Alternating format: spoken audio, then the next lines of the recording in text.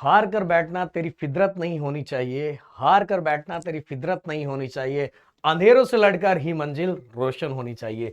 स्वागत है आप सभी का प्रदीप गिल 11-12 अकेडमी इस यूट्यूब चैनल पे। मैं हूं आपका दोस्त प्रदीप।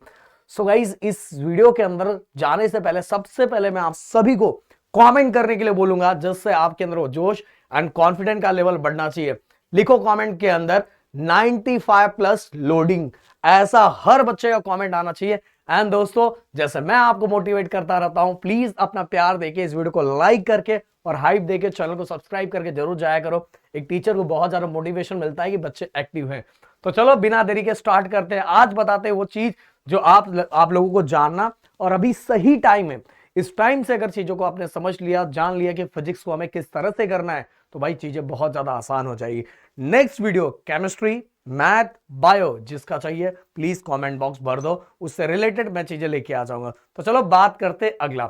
सबसे पहली बात, तो बात ये सच है, भले झूठ बोलो या मतलब दिल की बात अगर कहना चाहते हो तो जरूर कह के जाना कि सबसे ज्यादा बच्चों को जो डर लगता है फिजिक्स से ही डर लगता है। और फिजिक्स से डर लगने का रीजन क्या है, सबसे पहले ये हम समझ लेते हैं। रीजन ये है कि 11th का जो कॉन्सेप्ट है वो क्लियर नहीं है। और न्यूमेरिकल्स तो हम 10th भी टच नहीं करते थे, क्योंकि विदाउट न्यूमेरिकल भी हमने 10th में बहुत अच्छा स्कोर किया। वही आदत हमारी 11th में थी, और 11th में तो ऑलरेडी हमें पर बहुत ज्यादा लग चुका था, तो जिसके कारण हम न्यूमेरिकल पे ध्यान ही नहीं देते थे। और हमारा बेसिक इतना क्लियर नहीं है। बहुत सारे बच्चे, तने जी मैं बताना चाहूंगा, बहुत सारे बच्चे तो डेरिवेशन रट्टा मारते हैं। आपको बहुत सारे कॉल आते रहते हैं, आपने देखा होगा बहुत सारे लोग रट्टा मारते हैं। एंड इवन गाइस, बहुत सारे बच्चे रिवीजन पे फोकस नहीं करते। इन सभी चीजों के कारण 11th पे उन्होंने अपने फिजिक्स की बैंड बजा दी है। अब डर है कि 12th में अब फिजिक्स मैं कैसे करूंगा, और वो जो डर बैठा हुआ है उसके कारण वो कॉन्फिडेंट लेवल जो है ना वो हाई नहीं हो पा रहा है भाई। तो बिल्कुल टेंशन मत लो, अगर सर ने आपको रीजन बताया है तो सॉल्यूशन भी सर ही बताएंगे, टेंशन मत लो। क्या ये सभी गड़बड़ होने के बाद भी 95 प्लस पॉसिबल है? क्या बोलते हो तने, पॉसिबल है? पॉसिबल है सर। बिल्कुल पॉसिबल है। लाइफ में कोई चीज ऐसी नहीं है कि जो पॉसिबल नहीं है, बट करने का तरीका और गट्स सबके अंदर नहीं होता। जिसके अंदर होता है भाई वही करता है। तो भाई इसलिए मैंने सबसे पहले बोला था कमेंट बॉक्स में 95 प्लस लोडिंग लिख दो। ये भी किसी के अंदर हिम्मत नहीं होगी लिखने की। कोई लिखते समय खुद के ऊपर हंस रहा होगा, किसी को ऐसा लग रहा होगा कि यार क्या लिख रहा हो यार, शर्म आ रहा है मुझे। नहीं भाई, सबसे पहले ना खुद के अंदर जिगरा होना चाहिए। इसलिए मैं बोल रहा हूँ, देखना चाहूँ कितने बच्चे हैं मेरे पास कि सर मैंने पहले ठान लिया है, मुझे देखना है भाई आज। तो 95 बिल्कुल पॉसिबल है, बिल्कुल पॉसिबल है। क्या क्या करना है? सबसे पहली बात तो गाइस, कुछ एक एक करके एक रीजन बता रहा हूं। देखो, इस 11 का बेसिक कॉन्सेप्ट जो होता है वो 12 के साथ कनेक्टेड होता है। तो अगर आप जहां भी पढ़ रहे हो, जहां भी पढ़ रहे हो, अगर आपने 12 स्टार्ट किया है या मेरे से पढ़ रहे हो या कहीं और भी पढ़ रहे हो, तो वहां ये फोकस करो कि जो जो 12 की चीजें हैं, जो जो 12 की चीजें जिसमें 11 का रिलेशन लग रहा है, क्या वो बंदा आपको एक्सप्लेन करके दे रहा है कि डायरेक्ट समझा रहा है? अगर डायरेक्ट समझा रहा है तो सिंपल सी बात, आपको समझ में नहीं आएगा, आपके सर के ऊपर से जाएगा। तो ये चीजें आपको जानना और समझना बहुत जरूरी है। अगर आप खुद से कर रहे हो तो सिंपल सी बात है, 12th के साथ ही आपको 11 के कुछ कॉन्सेप्ट पे फोकस करना चाहिए। अगर आप मुझे बोलोगे कि सर कौन कौन से कॉन्सेप्ट है जिसपे फोकस करना चाहिए, तो उससे रिलेटेड मैं वीडियो लेके आ जाऊंगा। जैसे मैं बताऊंगा rotational dynamic, motion in a plane. अगर मैं बताना चाहूं कि वे ऑप्टिक्स, वैसे तो इसी साल है, दोनों है तो टेंशन नहीं है। वे ऑप्टिक्स के लिए भाई ऑसिलेशन को भी समझना बहुत जरूरी होता है। इवन इलेक्ट्रोस्टैटिक का बेसिक कॉन्सेप्ट 11th स्टैंडर्ड के अंदर है। तो ये कुछ चीजें हैं जो आपको जानना और समझना बहुत जरूरी है। और इसके अलावा अगर आप बोलोगे तो इससे रिलेटेड 11 के कौन से कॉन्सेप्ट है मैं लेके आ जाऊंगा। बट मैं यहाँ एक इसका एक सॉल्यूशन देना चाहता हूं कि अगर आप कहीं भी ऑफलाइन क्लास में जा रहे हो, कहीं भी ऑनलाइन क्लास कहीं भी आपने ज्वाइन किया होगा, तो देखो वो बंदा आपको जब करवा रहा है तो आपको छोटी छोटी चीजें बताते जा रहा है क्या, आपके डाउट्स क्लियर करते जा रहा है क्या, जिससे क्या होगा कि आपको दिमाग में, आपके दिमाग में क्वेश्चंस नहीं जनरेट होंगे। समझ में आ रहा है? आपको 11th का जो डर है ना, वो डर बिल्कुल खत्म हो जाएगा। तो ये चीजें जानना और समझना बहुत जरूरी है। इसके बाद गाइस, और कुछ सॉल्यूशन, क्या मुझे फिजिक्स इंप्रूव करना है और मुझे कैसे करना है, और उसके कुछ और तरीके मैं आपको बताता हूं। सबसे पहली बात तो, आप अगर कोई आपको ये बोले कि डायरेक्ट आप क्वेश्चन उठाओ एंड क्वेश्चंस की बार बार जो सॉल्यूशन दिया हुआ उसको बार बार लिख के प्रैक्टिस कर लो, तो भाई फिजिक्स के जब एग्जाम में जाओगे ना, अगर इस तरह से आपने प्रैक्टिस की है तो भाई पक्का बोलूंगा आप कंफ्यूज हो जाओगे। क्योंकि बहुत बार थोड़ा बहुत क्वेश्चंस को फिजिक्स के एग्जाम्स के अंदर क्वेश्चंस को मॉडिफाई करके दे दिया जाता है, और क्वेश्चंस को जब मॉडिफाई करके दे दिया जाता है जबकि आंसर वही रहता है, पर बहुत सारे बच्चे चकरा जाते, बोलते यार ये तो मेरे को आता ही नहीं है। और ऐसा पिछले कई सालों से हो रहा है। अब डाटा उठा के देख लो, इस साल भी बच्चों को फिजिक्स डिफिकल्ट गया, इसके पहले भी डिफिकल्ट गया, इससे पहले भी डिफिकल्ट गया, क्योंकि ज्यादातर बच्चे पढ़ाई इसी ठीक ढंग से नहीं करते, और जो ठीक ढंग से करता है उसके लिए पेपर वैसा ही होता है। अगर देखो आप में से जो बच्चे होंगे जिन्होंने पढ़ना स्टार्ट कर दिया है, तो वो पहला चैप्टर अगर उन्होंने किया होगा, तो जाके अगर पेपर उठा के देखोगे 2 साल का, तो आप जो पढ़ रहे हो ठीक थे उसी तरह के क्वेश्चंस आ रहे हैं। बट जिसने ठीक ढंग से नहीं पढ़ा उसको क्वेश्चन ही नहीं समझ में आ रहा है कि क्वेश्चंस क्या है और उसका आंसर क्या लिखा है। बहुत बार आंसर आता है बट क्वेश्चन ही समझ में नहीं आता। बाहर निकलने के बाद जब दोस्त पूछता है भाई तूने इसका आंसर लिखा क्या, बोलता है नहीं यार ये तो क्वेश्चन बाहर से आया था। तो दोस्त बोलेगा नहीं भाई इसका आंसर यही था।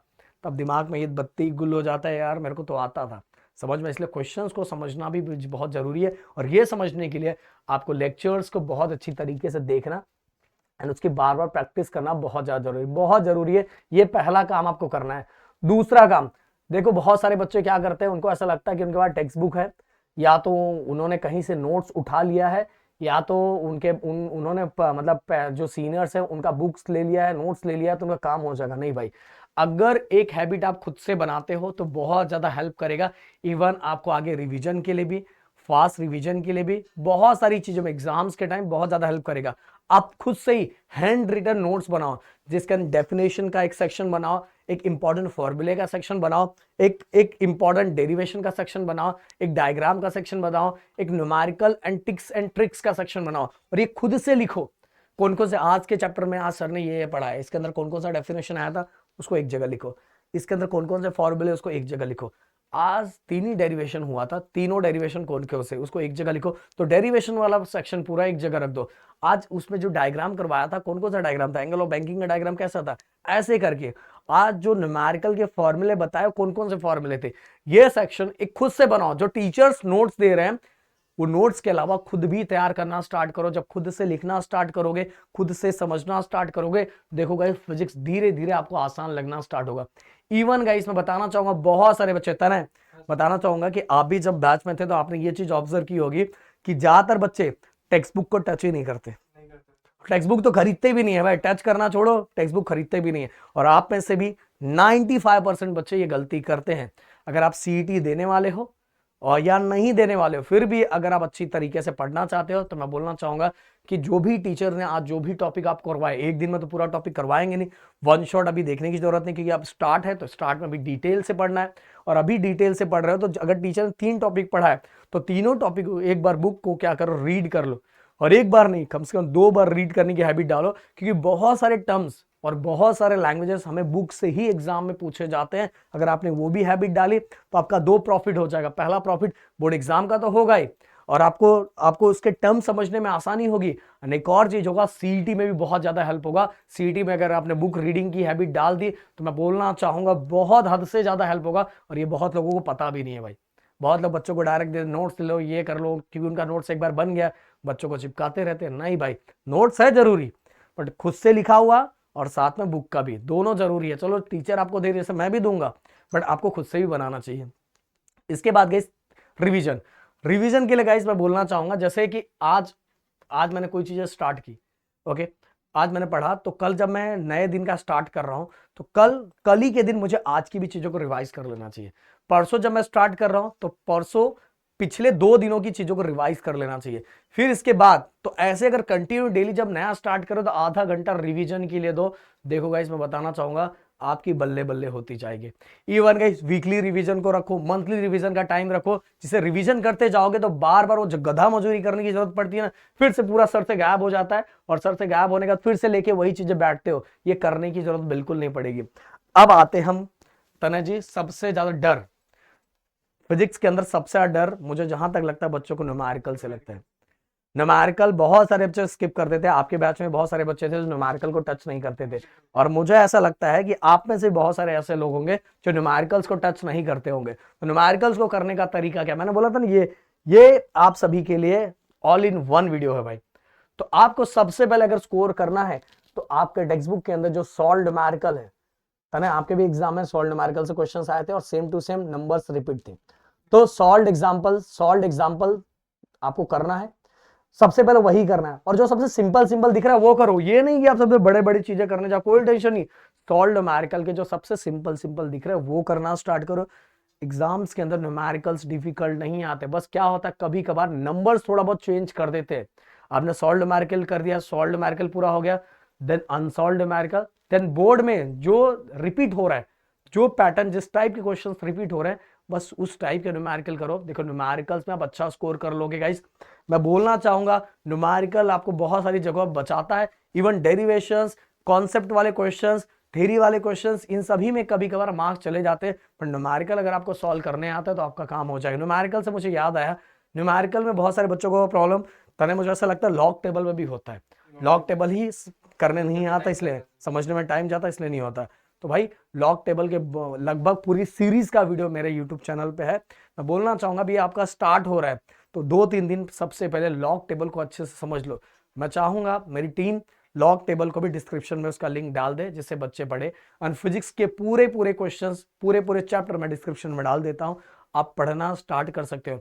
एंड गाइस यही 4-5 दिनों के अंदर हमारे बैचेस लॉन्च हो जाएंगे एंड जून से हमारी सीरीज स्टार्ट हो जाएगी। भाई मैं बोलना चाहूंगा जल्दबाजी करने की जरूरत नहीं, बिल्कुल प्लानिंग के साथ जाओगे और महाराष्ट्र की नंबर 1 टीम, बहुत पछताओगे अगर भाई यहाँ वहां जाओगे, बहुत पछताओगे। महाराष्ट्र की नंबर 1 टीम जीडीए जो हमने क्रिएट किया है, ये जल्दी आप लोगों के लिए बहुत बड़ी चीज लेके आ रही है। देखो हमें पता है लोग जल्दबाजी क्यों करते हैं, उसका रीजन है, आप समझ सकते हो। फटाफट बैच क्यों लॉन्च कर देते हैं, इतना तो आप समझदार हो, बट हम क्यों एकदम रिलैक्स, हमें पता है कि हमारा जो बच्चों को पढ़ना है, अच्छी तरीके से पढ़ना है, वो हमारा इंतजार कर रहे हैं। ओके, डिस्क्रिप्शन में फॉर्म का लिंक दे रहा हूँ, भर के रखो। जो भी बच्चे फिलअप करके रखेंगे उस दिन सबसे पहले, क्योंकि जिस दिन बैच लॉन्च होता है उस दिन कुछ डिस्काउंट रहता है, तो डिस्काउंट उन्हीं बच्चों को मिलने वाला है। तो चलो मिलते हैं नेक्स्ट वीडियो में। Thank you so much guys, जय हिंद एंड जय महाराष्ट्र दोस्तों।